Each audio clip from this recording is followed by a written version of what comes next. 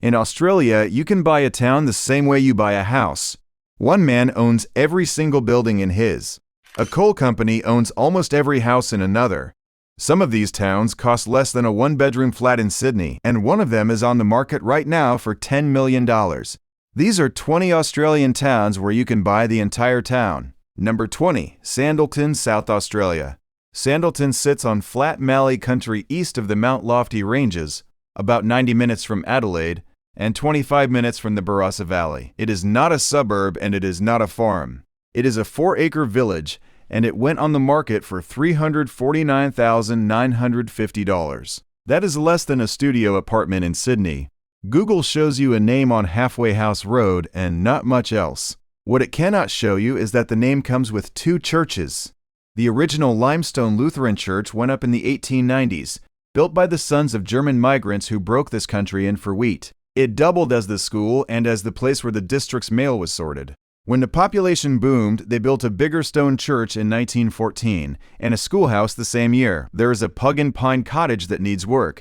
There are stables with thatched roofs and an implement shed framed with mallee roots. Someone tried running the place as a tourist pioneer village in 1995. It barely lasted, and it has been a private home ever since. 2 churches, a school, and a post office, all on one title. Number 19, Insay North, Victoria. Insay North is a scatter of houses in the Tambo Valley, about 40 kilometers southeast of Omeo in the East Gippsland High Country. In December 2025, the whole place was listed for $490,000. 7 houses, 1 sawmill, 18 acres. Satellite imagery makes it look like a bush block with a few roofs on it. What it cannot show you is that those roofs were a town. The mill opened in the 1950s, and the houses were built to hold the men who cut the Nunyang Plateau. The primary school shut in the 1970s. The mill itself closed around 2 decades ago and never reopened. At the height of the industry in the late 1880s, up to 60 sawmills were working this part of Victoria. Then native timber harvesting was banned outright, and places like Insay North stopped having a reason to exist. The mill still stands on its concrete slab. The tools and equipment are still in the sheds. 6 of the 7 houses need serious work or removal, and 1 of them needs a bulldozer. The main 2-bedroom home has full-length windows looking straight into the mountains. $500,000 for 7 front doors and nobody to knock on them. Number 18, Bronte Park, Tasmania. Bronte Park sits almost exactly in the geographic center of Tasmania, halfway between Hobart and Queenstown in the Central Highlands. Drive through today and you see cottages, a store, and a lot of trout water. What you cannot see is that this was a construction camp with more than 700 workers living in it. It was thrown up in 1947 for the men building the Tungatina and Neve River hydro schemes. By the 1950s, it had a police station, a post office, a school, a cinema, a hospital, a dairy, and a church. Almost all of that has been removed. The post office closed in 1979. In 1978, Denise and Robin Wiss leased the whole village off the hydro. In 1991, the hydro sold it to them outright, and they turned the leftovers into a fishing destination. The 19 surviving workers' cottages were renamed after the countries the anglers came from.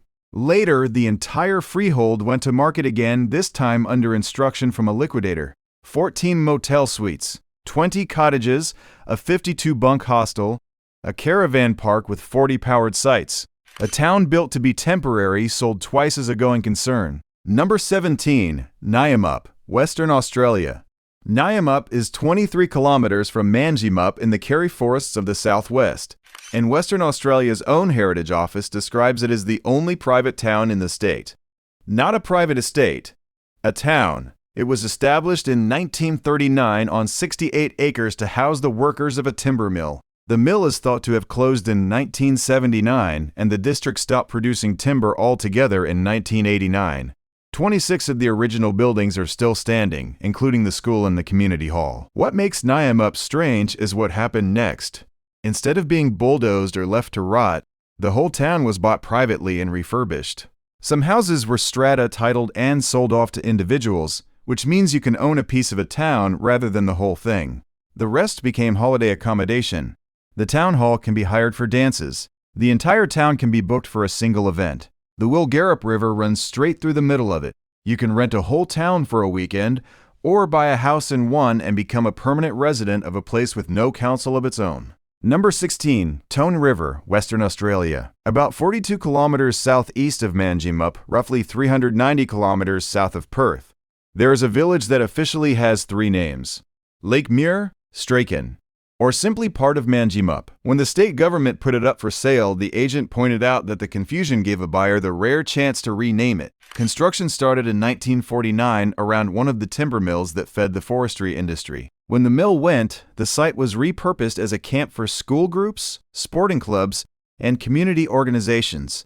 That closed in January 2004.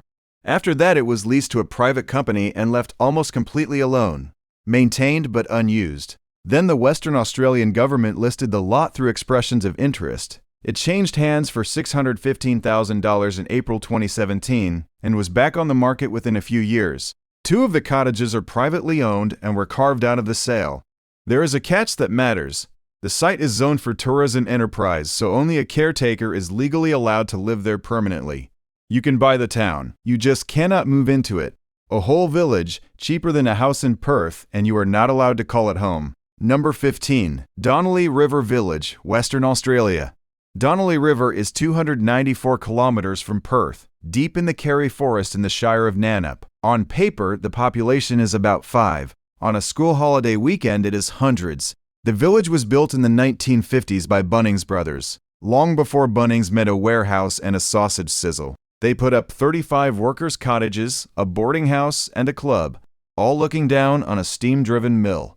The school is now a bunkhouse for hikers coming off the Bibbulmun Track and riders on the Mundabidi Trail. The butcher shop screens films for kids in the holidays. The general store is a cafe. There is a forest swimming lake, an oval tennis and basketball courts, and a 50-meter flying fox. What Google cannot show you is the ownership. Donnelly River is not run by a company or a council.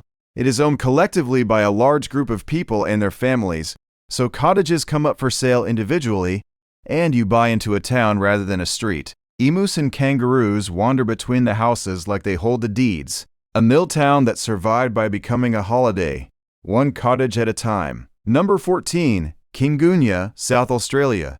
Kingunya is 635 kilometers northwest of Adelaide, 236 kilometers south of Coober Pedy, and at the last census, it had a population of 4. It was built in 1916 as a railway settlement on the Trans-Australian Railway, refueling steam trains and housing the men who maintained the track. It also served around 200 families running sheep on properties in every direction. Diesel locomotives arrived in 1951 and cut the workforce. Concrete sleepers and welded rail cut it again. When maintenance was contracted out in the early 1990s, the last railway families left. Then the Stuart Highway was realigned to run through Glendambo instead, and Kingunya lost the passing traffic too. What is left is a hotel, and the hotel is effectively the town. It was opened in 1937 by the grandmother of one of the current publicans. His father took it over in the late 1950s, his parents ran it until 1976, and it has been leased and bought and leased again ever since. It is on the market now. 1 bar, 2 dining rooms, 8 motel units, a 5-meter veranda, and a lot of vacant land out the back. Buy the pub and you are the mayor by default. Number 13. Wycliffe Well, Northern Territory. Wycliffe Well is on the Stuart Highway 375 kilometers north of Alice Springs, and for about 30 years it was the self-declared UFO capital of Australia. It started as a water well sunk in 1875 for the men stringing the Overland Telegraph. In 1985, a former Royal Australian Navy sailor named Lou Farkas bought it as a small roadhouse store. With no competition for hundreds of kilometers, he grew it into a caravan park, a restaurant, and a service station. Then he found out the previous owner had sat on decades of reported sightings, deliberately quiet in case it scared off buyers. Farkas did the opposite. He painted the building deep space blue, covered the walls with laminated newspaper clippings, and filled the yard with alien statues. It worked. Time magazine listed it among the world's UFO hotspots. The whole settlement was always a single freehold, and it changed hands twice as an alien attraction before United Petroleum bought it. Then in 2022, a major flood went through and the place was abandoned. What is left is a derelict train, a lake, and dozens of rusting aliens with nobody to greet. A town built on visitors from the sky, finished off by water. Number 12. Allies Creek, Queensland. Allies Creek is near Monongahela, about 400 kilometers northwest of Brisbane and roughly 5 hours from the coast. It was a sawmilling camp, and when forestry management changed, the government shut it down in 2008. Natalia Williams and her husband bought the entire town that same year, planning to turn it into a holiday park. Then he died, and she put it on the market. The price history is the story. In September 2015, it was listed at $2.1 million. By 2016, it was $750,000. Then it dropped to $500,000, which was less than the average Australian house. For that, you got 14 hectares, 16 houses, a community hall, a tennis court, a helipad, 2 industrial sheds, paved roads, its own small power plant, a decommissioned timber mill, and a dam full of fish. The agent, Danielle Meyer, fielded calls from England, New Zealand, and every state in the country. She had expected a ruin. She found the houses immaculate because roughly half of them were tenanted by people working nearby who simply liked the quiet. An offer came within days of the price drop from a buyer who had never set foot in it. Number 11. Coolati, Queensland. Coolati is in outback Queensland, about 9 hours drive from Brisbane, and it is often called the smallest settlement in the country that still holds its own postcode. Postcode 4479. Population 2. It was not always that. At its peak, around 270 people lived here. The railway station closed and the school closed, and the numbers went the way they always go. What is left is the Foxtrap Roadhouse, and the Foxtrap is the entire town. It is the post office, the pub, the motel, the restaurant, and the shop, all under one roof, serving travelers and the surrounding station owners. Whoever buys it becomes the postmaster, the publican, and the cook on the same day. Carol Yarrow and Joe Cornell ran it for 3 years before putting the whole thing up for sale for around $400,000, house included. 4 bedrooms, several small businesses, and a postcode. Carol's reason was simple. She had just turned 70. There is nothing else for a long way in any direction, which is exactly why the Roadhouse exists. Buy Coolati and you inherit a postcode, a license, and a 2-person census. If you're enjoying the video so far, then make sure to like and subscribe to the channel. Number 10. Whim Creek, Western Australia. Whim Creek sits on the Northwest Coastal Highway in the Pilbara, midway between Karratha and Port Hedland, 1,645 kilometers north of Perth. The population is 5. Drive past and you see one pink building. That building is the town. Whim Creek was established in 1872 when copper was found nearby, and at its peak it held 400 people, 2 hotels, a police station, a bakery, a blacksmith, stables, and a racetrack. The last major mining push was in 1896. Everything else has been dismantled, rotted, or blown away. The hotel itself has an odd origin. Its steel frame was manufactured in Britain and shipped out to become the courthouse at Marble Bar, but a cyclone stranded it here, so they built a pub with it instead. It has had its timber facade torn off by cyclones at least 3 times. The town has been bought and sold repeatedly as a single asset. VentureX Resources acquired it with the neighboring copper project and closed the pub in 2011. In 2014, 2 Ngarluma organizations bought it for $1.7 million and reopened it. By 2018, it was listed again at $1.5 million. 1 pub, 400 ghosts, and a price tag that keeps changing hands. Number 9. William Creek, South Australia. William Creek is halfway along the Oodnadatta track, 166 kilometers east of Coober Pedy and 823 kilometers from Adelaide by road. The census says 17 people. Most of the time, it is fewer than 10. The entire town is owned by one man. Trevor Wright started Wrightsair in the early 1990s, running scenic flights over Kadithanda Lake Eyre. He bought the William Creek Hotel in 2012. Built the aircraft hangar the same year, and by 2015 he owned most of the property in town. Everything you can see he holds the title to. Google shows you a dot on a dirt road. What it cannot show you is that the dot sits inside Anna Creek Station, roughly 32,500 square kilometers, the largest cattle station on the planet. The hotel began as a boarding house around 1886, and its bar was carted here from the old Coward Springs Hotel. The walls are papered with business cards left by strangers. It is the only solar-powered town in South Australia, running on 330 panels and a battery bank. The airstrip is 100 meters from the bar. It is also the only fuel between Maree, Oodnadatta, and Coober Pedy. which is the whole reason it survives. Number 8. Cook, South Australia. Cook is on the Nullarbor Plain, 100 kilometers north of the Air Highway down an unsealed road, and 824 rail kilometers from Port Augusta. Population 4. It was built in 1917 by Commonwealth Railways when the Trans-Australian Railway opened, and named after Australia's 6th Prime Minister Joseph Cook. It sits on the longest dead straight stretch of railway anywhere in the world, 478 kilometers without a single curve. Satellite imagery shows a grid of empty streets and condemned buildings. What it cannot show you is that more than 200 people lived here. There was a general store, a hospital, a primary school, a swimming pool, and a golf course in the middle of a desert. Supplies came in once a week on the tea and sugar train. There are still 2 corrugated iron cells beside the line, built to hold anyone arrested on the Nullarbor until the next train arrived. Someone once painted a slogan on a rusting box to prove the hospital was worth keeping. Our hospital needs your help. Get sick. Privatization closed the town in 1997. The 4 people living there now are caretakers for the rail company that owns it, and every drop of water arrives by train. Number 7. Cossack, Western Australia. Cossack is 1,480 kilometers north of Perth, a half-hour drive from Karratha, sitting on Butcher Inlet at the mouth of the Harding River. The population is 2. It was established in 1863. It was the first port founded in the northwest of Australia, and it is where Western Australia's pearling industry began. That industry was built on the forced labor and appalling treatment of Aboriginal people, and the country here has been lived on for more than 40,000 years. The town was dissolved in 1910 when a bigger port opened up the coast and the last residents left in the 1950s. What survives is remarkable. 12 heritage-listed buildings, including a bluestone courthouse and police station that are among the oldest structures in the state. In October 2020, the Western Australian government put the whole thing on the market for the first time in its history.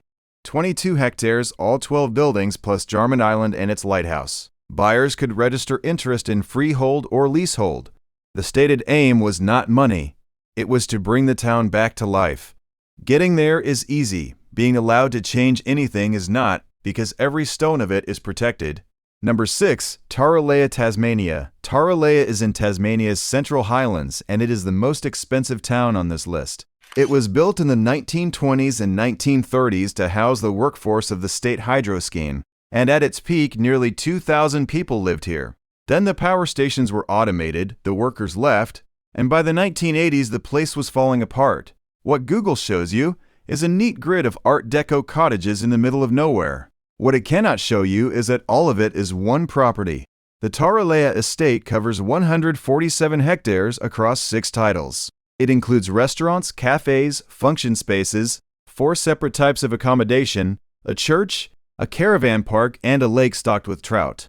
It has its own town water, its own electricity supply, its own telecommunications infrastructure, and its own road network. There is land already prepared for 71 new house sites.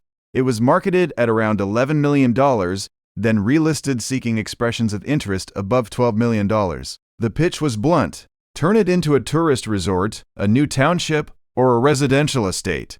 A town built to power a state, now sold as a development opportunity. Number 5. Yurandaree, New South Wales.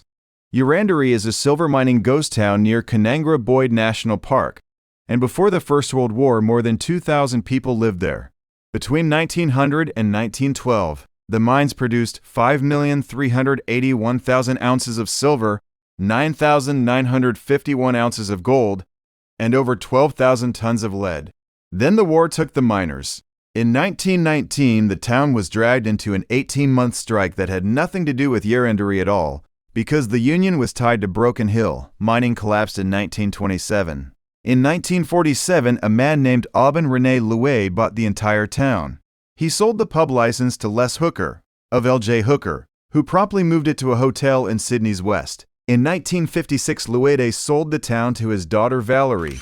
3 years later, the Sydney Water Board finished Warragamba Dam, Lake Burragoran filled, and the road to Sydney vanished underwater. She sued and won £3,000. Then she spent the rest of her life restoring the buildings by hand. In March 2011, aged 89, Val Huet gave the whole town away to national parks on the condition it be preserved. She died in 2024 at 101. Getting in still means a four-wheel drive or a plane. Number 4. Potina, Tasmania. Potina is 60 kilometers south of Launceston, on the edge of the Great Western Tiers. It was built in the 1960s for the workers of the Potina Power Station, which sits 150 meters underground in an artificial cavern, fed by a 5.6-kilometer pressure tunnel that was manufactured in Italy and assembled on site. At its peak, more than 2,000 people lived up here. By 1995, there were 5 families left, and Hydro Tasmania put the entire village up for sale by tender. It was bought by Fusion Australia, a Christian youth charity which turned it into what it called an intentional community. Streets of 1950s houses, a general store, a petrol pump, a phone box, a golf course, a private school, and a publicly funded glassblowing studio. Around 100 people live there now. In late 2025, after a year of consultation and anonymous voting, Fusion announced it was selling almost all of it. Houses go out in packages and private negotiations, in stages, and anything left over goes to business brokers. It is a rare thing to watch, a whole town being unpicked and sold back to the people living in it. Number 3, Waller, New South Wales. Waller is about 40 kilometers northeast of Mudgee. The name comes from Wiradjuri and means rock waterhole. The village was gazetted in 1868, and for well over a century it was an ordinary small New South Wales town with a store, 2 churches, and a few dozen houses. Then in 2006, the Wilpinjong open-cut coal mine was approved next door. Since then, Peabody Energy has bought almost everything: the houses, the land, the general store, both the Anglican and the Catholic churches. This is not a town for sale. This is a town already bought. The company holds approval to demolish at least 5 houses a year, and in a recent 2-year stretch, it bulldozed at least 11 permanent homes. In 2023, while rents in the Mudgee region had risen 45% in 5 years, Peabody applied to build a 100-person temporary workers camp rather than repair the houses it already owned. A handful of residents refused to sell. One of them points across the road at yellow box trees he planted 30 years ago next to buildings that now belong to a mining company. His mother was born here. He is not leaving. Number 2. Licola, Victoria. Licola sits on the McAllister River in the Victorian High Country, roughly 250 kilometers east of Melbourne, and it is the only town in Victoria not connected to the electricity grid. It makes its own power. Population 5. It started as a timber mill in the 1950s. When the mill closed in 1968, the Lions Clubs of Victoria and southern New South Wales bought the site and turned it into Licola Wilderness Village, a camp for disadvantaged children, young people, and groups with special needs. They ran it for more than 50 years. In late 2025, they quietly listed the entire town online for somewhere between $6 and $10 million. Leanne O'Donnell had moved several hundred kilometers in 2022 and put $400,000 of her life savings into the general store and caravan park. She was told her lease would not be renewed and to vacate by the end of January. She kept trading until Australia Day, then moved into a caravan with her teenage son. A petition to keep the store open passed 8,000 signatures. The board said rising costs and aging infrastructure made it unsustainable. The only fuel stop before the Alpine National Park is now for sale. Number 1. Auckland, Queensland. Auckland is on the Darling Downs, 35 kilometers north of Toowoomba, and about 160 kilometers west of Brisbane. It was built around what became Queensland's oldest continuously worked coal mine. Before that mine closed in 1984, between 200 and 400 people lived here. There was a school, 2 churches, several shops, and a railway station. In the 1980s, Auckland won the Queensland Tidy Town Award 6 times. Then in 2008, a new mining operator bought almost every property in the town, intending to remove it as the open cut expanded. 55 houses were bulldozed, and the concrete foundations were dug out afterwards, so nothing would be left. 40 native bottle trees were pulled from the ground. The expansion application stated plainly that the project required the removal of the town of Auckland. By December 2008, one homeowner was left. Glenn Boydell refused every offer, stayed in his house, and kept mowing the park his parents had planted. What is left of Auckland is concrete slabs and roads leading nowhere. Every Anzac Day, hundreds of former residents drive back in for a single morning, stand in the street where their houses used to be, and then leave again. If you liked this video, make sure to comment which of these towns you would actually buy and watch this next video.